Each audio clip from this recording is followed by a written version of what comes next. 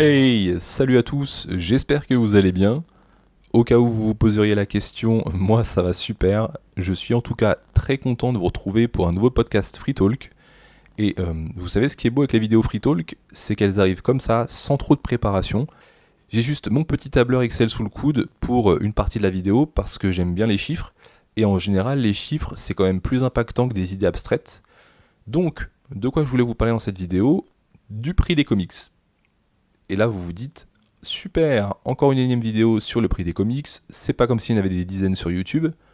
Oui, mais non, je vais pas faire comme tout le monde, je vais pas reprendre le fameux discours les comics c'est trop cher, c'était mieux avant, mais je vais tenter d'expliquer de manière certes un peu simplifiée pourquoi vous payez votre intégrale Spider-Man à 36 € ou votre Blue in Green à 25 €. Oui, je sais, c'est un peu ambitieux, je le précise encore une fois, je vais un peu simplifier parce que ce n'est pas exactement la même chose d'un éditeur à l'autre, que ce soit au niveau des chiffres, des marges ou même des process. D'ailleurs, ce que je vais dire est un peu paradoxal, mais ne prenez pas les chiffres que je vais vous donner pour argent comptant. Tout ce que je vais vous donner dans cette vidéo, ce sont des approximations et des estimations, parce que pour avoir les chiffres réels, en fait, il faudrait travailler chez tous les éditeurs, ce qui est impossible, mais ce sont des approximations plutôt justes au niveau des ordres de grandeur. Bref, pour en revenir au sujet de cette vidéo, quand on prend le prix d'un comics, on va en général l'imputer directement à l'éditeur en disant qu'il cherche juste à s'en mettre plein les poches. Breaking news, un éditeur c'est pas une association à but non lucratif, évidemment que son objectif c'est de gagner de l'argent. Merci d'avoir regardé ces vidéos, n'hésitez pas à la liker, non je déconne. Donc oui, son but c'est gagner de l'argent, comme n'importe quelle entreprise finalement. Mais s'il est responsable du prix qui est affiché sur le comics, soit en euros ou soit via un code prix, il est aussi quelque part tributaire de ce qu'on appelle la chaîne du livre pour fixer ce prix. Et là vous vous demandez, mais c'est quoi la chaîne du livre? J'y viens. La chaîne du livre, c'est l'ensemble des acteurs qui interviennent dans le process de création et de vente d'un livre. Et cette chaîne du livre, elle a plusieurs intervenants. On pense automatiquement aux deux plus évidents qui sont aux extrémités, à savoir l'éditeur et le libraire, mais il y a aussi le diffuseur et le distributeur. Pour vous la faire courte, le diffuseur, c'est la force de vente.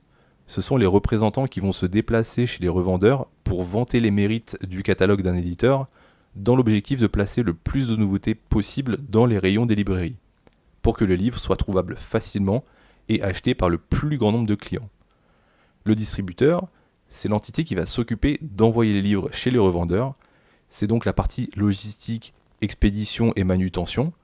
Il va gérer les envois, les retours, le stockage, la mise au pilon, etc., etc. Et comme vous pouvez vous en douter, ils ne font pas ça gratuitement. Ce qu'il faut savoir, c'est que le diffuseur et le distributeur, qui sont souvent en réalité une seule et même entité, mais qui s'occupent des deux aspects, ne font pas partie intégrante d'un éditeur. Ce n'est pas un service intégré à l'éditeur, c'est plutôt une entité transverse qui va appartenir à un groupe d'édition. Elle est juridiquement séparée des éditeurs, vous allez comprendre pourquoi par la suite. Donc, certains éditeurs qui appartiennent à des gros groupes vont pouvoir bénéficier des organes de diffusion et de distribution internes à ce groupe, mais quand vous êtes plus petit et isolé, vous allez externaliser ces prestations auprès d'autres groupes d'édition. Vous allez donc payer d'autres groupes, dont certains ont peut-être des concurrents sur le même secteur que vous, pour vous aider à diffuser et à distribuer vos comics, bref, à les vendre. Pour vous citer quelques exemples que vous connaissez peut-être déjà, Urban Comics et Huggin et Menin appartiennent à Média Participation et passent par la diffusion et la distribution de MDS, qui appartient aussi à Média Participation. 404 Graphics et Black River appartiennent tous les deux à Editis, et ils passent par la diffusion et la distribution d'Interforum, qui appartient à Editis. Delcourt, qui est pour l'instant un groupe indépendant, mais ça risque de changer parce que Guy Delcourt est en négociation avec Editis pour vendre le groupe Delcourt, mais bon, pour l'instant c'est toujours indépendant. Donc Delcourt passe par la diffusion d'Elsol, qui appartient à Delcourt, et par la distribution d'Hachette. Donc là on commence à externaliser une prestation, et ça va être pire avec mon dernier exemple. Panini Comics, qui appartient à un groupe international, mais passe par la diffusion de Delsol, qui appartient à Delcourt, et par la distribution d'Hachette. Donc, sur chaque livre vendu, Panini donne une part de la recette à Delcourt et Hachette. Vous voyez que tous les éditeurs de comics ne sont pas logés à la même enseigne. Quand vous avez une diffusion et une distribution dans votre groupe, bien sûr que vous la payez, mais c'est de l'argent qui reste dans votre groupe. Quand vous ne pouvez pas gérer vous-même ces activités, eh bien vous externalisez et donc c'est de l'argent qui sort de votre entreprise. Alors attention, là on est dans le schéma classique. Quand vous faites du crowdfunding via Ulule par exemple, vous n'êtes pas du tout dans ce process-là. Vous êtes éditeur, diffuseur, distributeur et libraire en même temps. Petit disclaimer en cours de route, je ne suis pas là pour accuser ou blâmer un acteur de la chaîne du livre, je suis juste là pour expliquer comment ça fonctionne. Du coup, maintenant qu'on sait qu'il y a 4 principaux acteurs dans la chaîne du livre, la prochaine étape c'est de savoir qui récupère quoi sur la vente d'un livre. Parce que non, quand vous achetez votre petite intégrale chez Panini, Panini ne récupère pas 36€. Déjà, il faut retirer la TVA qui est de 5,5% dans l'édition. Ensuite, si on se base sur le prix hors taxe, on va avoir à peu près ce découpage, et j'insiste sur le à peu près, au cas où un Jean Libraire débarquerait dans les commentaires pour me dire que sa marge est beaucoup plus petite que ça. Donc, puisqu'on parle du libraire, le revendeur va bénéficier d'une remise libraire qui varie entre 35 et 40% du prix de vente hors taxe. C'est sûr que si vous êtes Amazon ou la Fnac, vous êtes alors un gros vendeur de livres et vous allez avoir une marge plus importante qu'une petite librairie de quartier. À cette remise peut s'ajouter des surremises ponctuelles quand vous achetez un très grand nombre de livres. Mais en gros, ce qu'il faut retenir, c'est que sur la vente d'un livre, le libraire va gagner à minima 35% du prix de vente hors taxe. Après, on va avoir le distributeur qui va garder une part qui va de 12 à 15%, en sachant qu'il peut y avoir d'autres frais en plus comme des frais de stockage ou de destruction. Le diffuseur va récupérer entre 8 et 10% du prix de vente hors taxe. Et enfin, l'éditeur va récupérer le reste, soit dans le cas le plus favorable que j'ai cité, environ 45% du prix de vente hors taxe. Et là, vous vous dites sûrement, ouais mais 45% c'est pas mal quand même. Oui, mais le comics il faut le fabriquer, et même avant de le fabriquer, il faut avoir le droit de le fabriquer. Donc ces 45% vont servir à acheter les droits du comics quand c'est du publishing, ou payer les auteurs quand c'est une création. Mais je ne vais pas parler de ce cas-là parce que la création de comics en France, ça n'existe pas vraiment, et puis ça fonctionne avec un système d'avaloir qui est une avance. Bref, il faut payer les droits du comics, la fabrication du comics. Pour un album standard cartonné de 110-120 pages, on estimait que le coût de fabrication correspondait à peu près à 10 à 15% du prix de vente hors taxe. En tout cas, c'était dans ces eaux-là que les éditeurs essayaient de se placer pour ce genre d'album. Ensuite, il faut payer la traduction, le lettrage, la relecture quand il s'agit d'un comics récent ou d'une nouvelle traduction. Petit tacle à Panini au passage. Il faut bien entendu payer les employés de l'éditeur, payer les charges de fonctionnement de l'entreprise et, accessoirement ou pas, générer des bénéfices. D'ailleurs, pour ce qui est du coût des licences Marvel ou DC, c'est impossible de donner des chiffres. Panini a les droits pour Marvel dans toute l'Europe et ils peuvent très bien être sur une licence globale, genre je paye X centaines de milliers d'euros par an, voire millions d'euros par an pour l'Europe, et j'exploite le catalogue comme je veux, ou il peut même très bien y avoir des royalties en plus qui vont dépendre du nombre de ventes. Du coup, c'est l'heure de ressortir mon petit tableur, et comme c'est peut-être plus simple avec des exemples, j'ai fait l'exercice de découper les différentes parts de plusieurs comics pour que vous puissiez voir qui gagne à peu près combien. Donc, mon premier exemple, ça va être une intégrale chez Panini Comics, donc une intégrale Spider-Man, les 4 Fantastiques, X-Men, Hulk, ce que vous voulez, qui est vendue 36€ dans le commerce, ce qui nous donne un prix hors taxe de 34,12€. Sur ces 34,12€, le libraire va conserver 11,94€.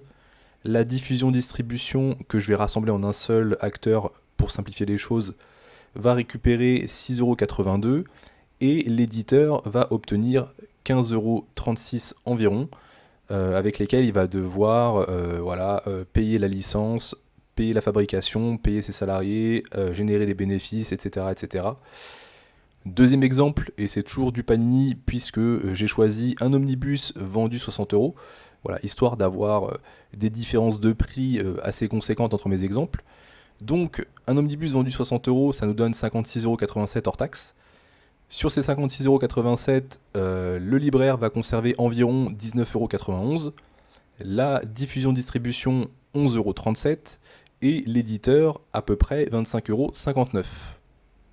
Là, je fais un petit aparté parce que je viens de traiter deux cas qui concernent Panini, mais si Panini vend des couvertures exclusives sur leur propre boutique en ligne, c'est parce qu'en fait, en vendant eux-mêmes ces comics, ils vont conserver la part qui serait dédiée aux libraires, et donc ça va leur permettre d'augmenter leur marge. Le troisième exemple que j'ai choisi, c'est une petite intégrale Invincible de chez Delcourt. Alors, l'intégrale est vendue 29,95€, ce qui donne un prix hors taxe de 28,39€. Sur ces 28,39€, 9,94€ sont récupérés par le libraire, 5,68€ par la diffusion-distribution, et enfin l'éditeur va conserver 12,77€. Enfin, le dernier exemple que j'ai choisi, je ne suis pas parti d'un comics, mais d'une augmentation de prix, parce que oui, l'augmentation est soumise au même mécanisme, c'est-à-dire que tous les acteurs vont prendre une part de cette augmentation. Donc l'augmentation que j'ai choisie, c'est une augmentation de 2,50€. Alors oui, ça peut paraître bizarre comme montant, mais ça va me simplifier grandement le calcul. Donc on imagine voilà, un comics qui passe de 30€ à 32,50€.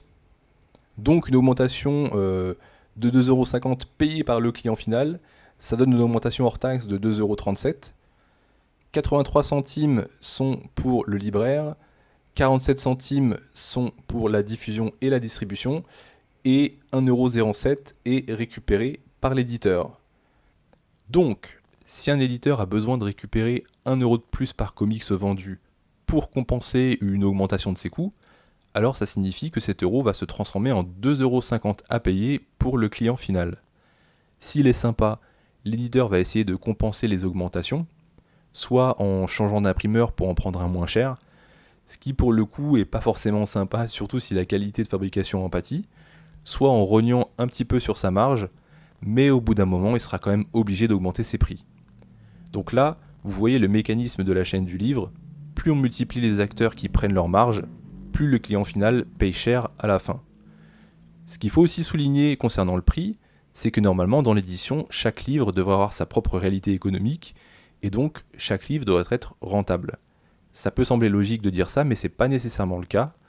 Par exemple, chez Panini, quand vous prenez un 100% sur Spider-Man et un 100% sur She-Hulk, les deux comics seront à peu près vendus au même prix s'ils ont une pagination équivalente.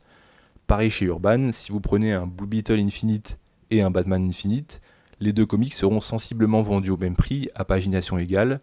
Alors oui, la gamme Infinite c'est fini depuis longtemps, mais je suis pas du tout à jour sur DC, et j'avais besoin d'un exemple avec un perso super populaire versus un perso beaucoup moins populaire. Alors que si les éditeurs n'appliquaient pas un tarif de collection ou de gamme, les titres sur She-Hulk et Blue Beetle devraient très probablement être vendus plus cher que ceux sur Spider-Man et Batman, qui eux vont compenser justement les titres les moins populaires. Tout ça pour être individuellement rentable.